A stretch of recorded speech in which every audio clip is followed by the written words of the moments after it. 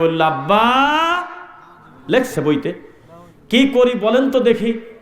বলে যে আমার তার মাথায় ধরে না, আল্লাহর মাথায় ধরে না, লিখে রাখছে বইতে, আরবি নিজ দিয়ে দেওয়া।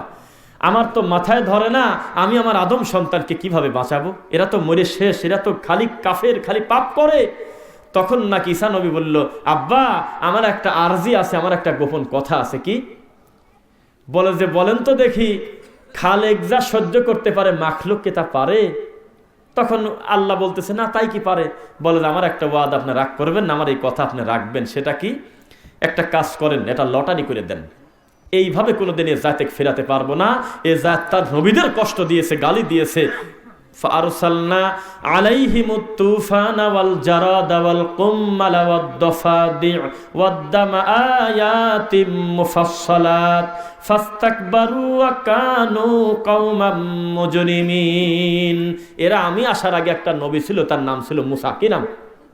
তো মুসার কওমকে আরবিতে কি বলা হয়? তো ইহুদিরা এখন দেখেন বনী ইসরাইলের ঘটনা তারা পেশ করতেছে। আব্বা আপনি কি দেখেন নাই? আল্লাহকে বলতেছে যে ওরা এমন ঘাটতেরা যে তাদের নবীকে তো মানে নাই। আপনি রাগ করি রক্তের বৃষ্টি দিছিলেন, ব্লাড, এই শরীরের রক্তের বৃষ্টি, আপনি পানি ফেলা নিবাদ দিয়ে বৃষ্টির মধ্যে রক্ত দিছিলেন, তাও এ জাত কথা শোনে নাই। তারপরে আপনি মাথার উকুন, আরে 10টা উকুন একটা লোকের মাথায় পেলে বলে যে তুই তো গোসল করিস না, তুই তো নোংরা, তোর মাথায় উকুন, ঠিক নাকি?